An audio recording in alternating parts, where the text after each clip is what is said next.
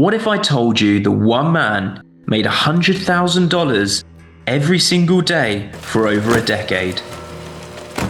What if I told you the same man survived the biggest insider trading scandal in Wall Street history? And what if I told you he came back stronger than ever, buying a baseball team for $2.4 billion and amassed a $1 billion art collection? This is the story of Steve Cohen, the man who went from a middle-class kid in Long Island to the most feared trader on Wall Street. Steve Cohen was one of the most famous hedge fund managers in the world. A story of genius, greed, scandal, and ultimate redemption. Our story begins on the 11th of June, 1956, in Great Neck, New York, where Steve A. Cohen was born into a middle-class family of 10 children. His father manufactured dresses, his mother was a homemaker. Nothing about Steve Cohen's early life suggested he would become one of the most powerful men on Wall Street. But Cohen had something special, a mind that could process numbers and patterns faster than almost anyone else. In 1978, he graduated from the University of Pennsylvania's prestigious Wharton School with a degree in economics. Fresh out of college, Cohen landed a job as a junior options trader at Gruntle & Co., a small boutique investment bank. On Wall Street, the Dow Jones Industrial is up 1.96 to close at 840.10. This was Wall Street in the late 1970s. No computers, no algorithms, just pure human instinct and lightning-fast decision-making. And Steve Cohen was a natural. But what set him apart wasn't just his ability to make money. It was his psychological approach to trading. While other traders second-guessed themselves, Cohen trusted his instincts completely. He could process market information faster than anyone else and act on it without hesitation. By the early 1980s, something extraordinary was happening at Gruntle & Co. Steve Cohen wasn't just making money. He was making $100,000 a day for the firm, every single day. To put that into perspective, most traders were thrilled to make $100,000 in an entire year. Cohen had developed an almost supernatural ability to read market movements. He could sense when a stock was about to move, sometimes minutes before it happened. His colleagues watched in amazement as he would buy massive positions just moments before stocks would surge. He had an incredibly aggressive fee structure. The standard in the hedge fund industry is what's known as 2 and 20. That means you charge 2% of the assets you have under management and 20% of any profits. Cohen charged 3 and 50, meaning 3% of assets under management and 50% of any gains. And the reason he could get away with it is really, really simple. His track record, his performance were amazing, and everybody wanted him. And by 1984, at just 28 years old, Cohen was managing an entire trading group at Gruntle. The money was flowing, and Cohen was building substantial personal wealth, but he had bigger dreams. He didn't want to make money for someone else. He wanted to build his own empire. And in 1992, after 14 years at Gruntle, Steve Cohen made the decision that would change his life forever. He founded SAC Capital Advisors with $25 million of his own money. The name SAC came from his initials, Steven A. Cohen. But what he built would become anything but simple. Cohen's strategy was revolutionary. While other hedge funds held stocks for months or years, SAC held positions for days, sometimes just hours. They traded with incredible volume and speed, and by 1999, SAC was trading 20 million shares per day. By 2006, SAC's trading accounted for 2% of all stock market activity in America. And the results were staggering. From 1992 to 2013, SAC averaged 25% annual returns. Cohen wasn't just beating the market, he was obliterating it. But what made Steve Cohen legendary weren't just his consistent returns, it was his ability to make massive profits from market chaos. During the late 1990s dot-com bubble, Cohen rode the tech surge to 70% return. But here's where Cohen showed his true genius. When the bubble burst in 2000, he didn't panic. He shorted the exact same stock he had ridden up, making another 70% as they crashed down. In 2007, SAC took a $76 million position in a company called Equinix. And 1 month later, after positive earnings, the stock surged 32%. Cohen had made millions in just 30 days. But perhaps his most spectacular trade came in 2012. Cohen made a $26.7 billion bet on a small biotech company called Ardria Bioscience. 3 weeks later, pharmaceutical giant AstraZeneca announced they were buying Ardria. Cohen's position grew to nearly $40 billion and banked over $13 billion in profit in less than 1 month. Wall Street was in awe. How did he do it? How did he always seem to know what was coming next? Any other updates? How is Q4 looking? Q4 utilization probably dropped to low 80. Part of Cohen's edge came from his ruthless approach to information gathering. If brokers didn't provide him with useful intelligence, he would put them in what he called the penalty box. For a month or more, Cohen would refuse to trade with them, cutting off their commissions and forcing them to compete for his business. You would have one guy who knew what was going to be on the cover of Barron's 2 days before it came out. And you'd have another guy who would be able to call you and say, hey, $1 billion is coming into the market in 2 hours.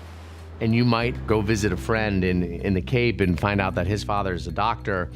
And then all of a sudden you're thinking maybe he knows something to do with this drug that's trying to get approved by the FDA. So I started to realize that almost every relationship that you have could be, information that will help you formulate a trade. The reason why Wall Street loves these guys so much is because they're trading every day. So the market activity they generate is immense. And as they're trading so much, they're giving the Wall Street firms commissions. As the Wall Street firms are getting commissions, guess what? They give the hedge funds their best information. The more commission you pay, the better service you're going to get. If you're paying the street $30 to $50 million in commissions, you're going to get people's first call. But some people were starting to ask uncomfortable questions.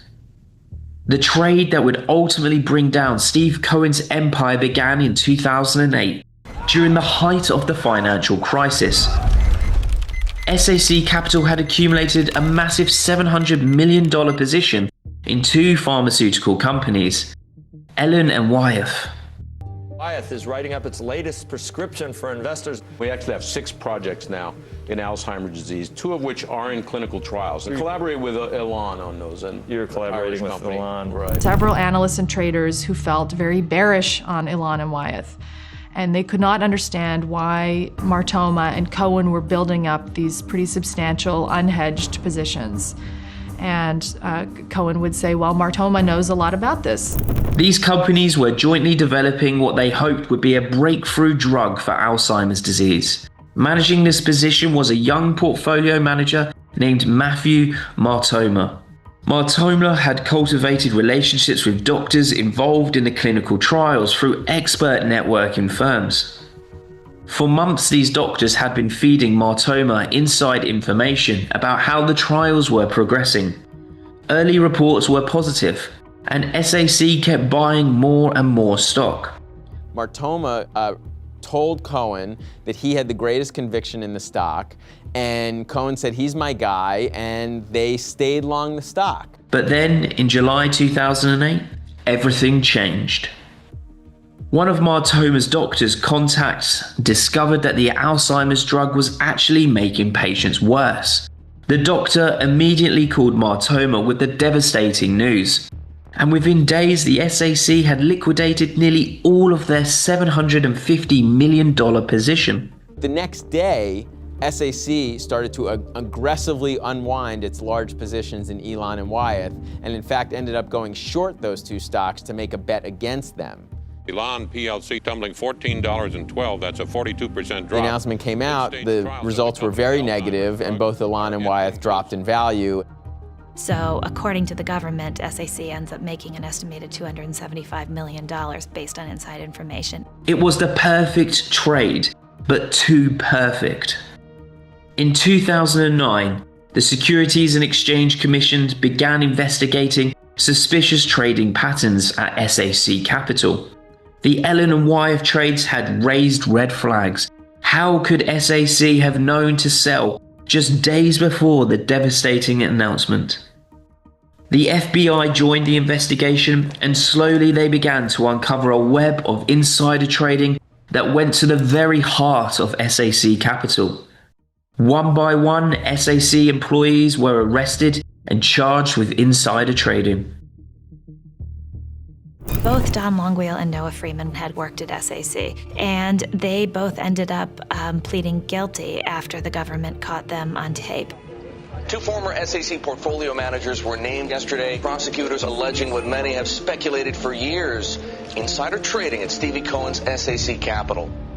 At a time when there is so much anger in the streets of America over Wall Street greed and corporate corruption, we begin tonight with one of the biggest Wall Street insider trading cases ever. And in December 2012, Matthew Martoma was arrested at his home. Prosecutors called it the most lucrative insider trading scheme ever charged. But the real target wasn't Martoma. It was Steve Cohen himself. And in May 2012, Cohen was called to testify before the SEC. In the transcript, Cohen said, "I don't remember," or "I can't recall," 95 times. The pressure was mounting. So your understanding of the SEC rules on trading on inside information is that they do not preclude unequivocally trading while in possession of such information. I'm not aware of that. You don't know one way or the other? No. 8 SAC employees had been convicted of insider trading, including portfolio managers Michael Steinberg and others who had worked directly under Cohen. The man who had been hailed as a trading genius was now being portrayed as the head of a criminal enterprise. But here's what the government couldn't prove: that Steve Cohen himself knew about the insider trading.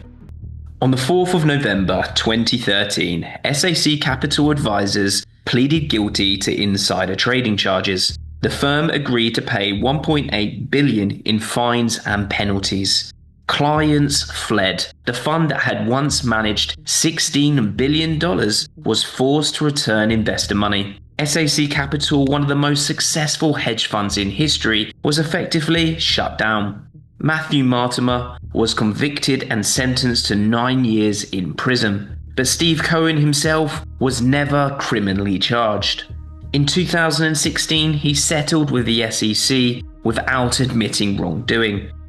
The settlement included a 2-year ban from managing outside investor money. But here's the remarkable thing: Cohen's personal wealth remained largely intact. He was still worth a staggering $13 billion, and he was about to begin the most remarkable comeback in Wall Street history. In 2014, Steve Cohen did something that shocked his critics and delighted his supporters. He converted SAC Capital into Point72 Asset Management, a family office managing his personal fortune. But this wasn't just a name change. Cohen poured $100 million into compliance technology and surveillance systems. He became the first asset management firm to use spy software originally developed for intelligence agencies. And in January 2018, Cohen's ban expired. He was free to manage outside investor money again. The question everyone was asking: would the man who had averaged 25% return for over 2 decades still have his magic touch? The early results were mixed. Point72's performance was good, but not spectacular. But Steve Cohen had bigger plans than just managing money. While rebuilding his hedge fund empire, Steve Cohen was quietly building another kind of empire, an art collection worth over $1 billion. In 2013, just months after the SAC's guilty plea, Cohen bought Pablo Picasso's La Revue for $155 million. I am purely from the gut, Cohen says about buying art. If it stays in my brain, I know it's something I like. His collection includes a preserved tiger shark by Damien Hirst and a giant yellow balloon dog by Jeff Koons, and Alberto Giacometti's Pointing Man, which he bought for $141 million, the highest price ever paid for a sculpture at the time. But Steve Cohen's most public acquisition came in 2020, and it had nothing to do with stocks or art. He bought the New York Mets for $2.4 billion. It was the highest price ever paid for a Major League Baseball team. The purchase ended the Wilpon family's control of the franchise and gave Cohen 95% ownership. Mets fans were ecstatic. Finally, they had an owner with deep pockets and a winning mentality. Cohen immediately began spending heavily on star players, showing the same aggressive approach that had made him successful in trading. He became active on social media, engaging directly with fans and showing a side of himself the public had never seen. The man who had once been portrayed as a Wall Street villain was now been celebrated as a sports hero. In September 2024, Steve Cohen made an announcement that surprised everyone who knew him. He was stepping back from active trading at point 72. After more than 4 decades of making split-second trading decisions, Cohen was transitioning to focus on firm management and strategic decisions. It was the end of an era for one of the greatest traders in Wall Street history. Today, Steve Cohen is worth an estimated $17.4 billion. Today, Steve Cohen is different from that aggressive trader who built SAC Capital. He's invested heavily in compliance, embraced transparency, and shown that it's possible to succeed without cutting corners. Point 72 operates under some of the strictest compliance standards in the industry. And Steve Cohen proved that in America, there's always a second act. If you've enjoyed this episode, then be sure to check out some of my other trading documentaries. Make sure we hit that like and subscribe button, and I'll see you in our next documentary.